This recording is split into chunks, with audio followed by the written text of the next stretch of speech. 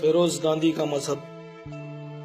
اندرا اور فیروز نے محبت کی شادی کی تھی، لیکن اس کا انجام کچھ اچھا نہیں ہوا۔ نہرو کی بیوی اور اندرا کی ماں کملا نہرو کا ٹی بی کے مرض سے سوئٹزرلینڈ میں انتقال ہو چکا تھا۔ فیروز نے ان کی تیمارداری کی تھی۔ اندرا گاندھی بھی فیروز کی طرح لندن میں زیر تعلیم تھیں، اور اس بیچ دونوں کو ایک دوسرے کے قریب آنے کا موقع ملا۔ آخرکار یہ رغبت رشتے میں بدل گئی۔ نہرو ڈائنسٹی کے مصنف کے این راؤ کے بیان کے مطابق اندرا اور فیروز نے لندن کی ایک مسجد میں جا کر نکاح کر لیا تھا۔ اس کے لیے اندرا گاندھی کو اسلام قبول کرنا پڑا تھا، مگر مسٹر راؤ نے اپنے دعوے کے حق میں کوئی ثبوت پیش نہیں کیا۔ مذکورہ کتاب کے مطابق جب ان حالات کی خبر مہاتما گاندھی کو ملی تو انہوں نے فوراً دونوں کو بھارت بلوایا اور ان کی شادی ویدک طریقے سے کرائی۔ انہوں نے فیروز جہانگیر خان کا نام تبدیل کرا کر فیروز گاندھی کرایا۔ نہرو اس شادی کے حق میں نہیں تھے، جس کے پیچھے ان کے سیاسی مفادات تھے، مگر انہیں آخرکار ہتھیار ڈالنا پڑا۔ یہ 1942 سن عیسوی کا واقعہ ہے۔ تاریخی شواہد کے مطابق راجیو گاندھی کی پیدائش کے بعد اختلافات کے سبب اندرا اور فیروز الگ ہو گئے تھے۔ کے این راؤ نے لکھا ہے کہ سنجے گاندھی فیروز گاندھی کی اولاد نہیں ہیں، بلکہ ایک دوسرے شخص محمد یونس کی اولاد ہیں۔ یہ محمد یونس ایک بیوروکریٹ تھے اور اندرا گاندھی کے بہت قریبی تھے۔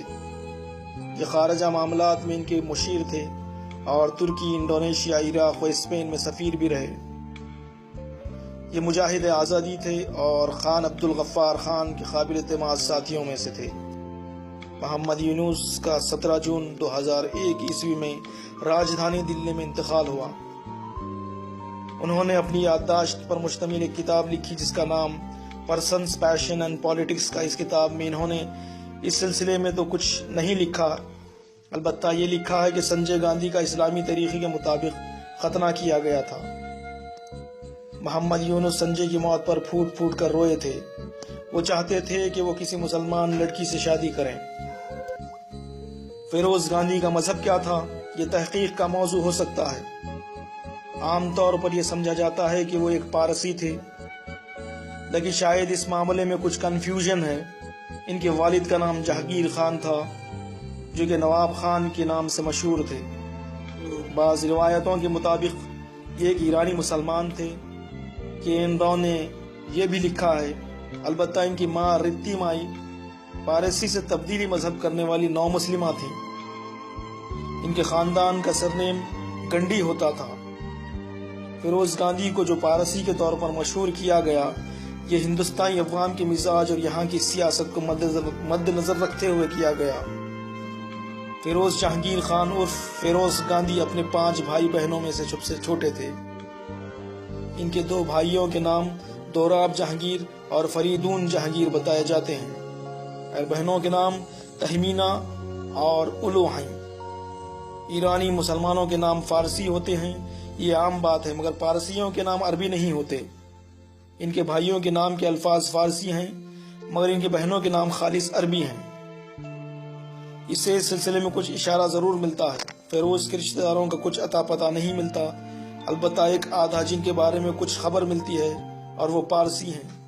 یہ وہ ہیں جن کی رشتہ داری ان کی نو مسلمہ ماں کی طرف سے تھی۔ فیروز گاندھی کی قبر آج بھی الہ آباد کے پارسی قبرستان میں موجود ہے۔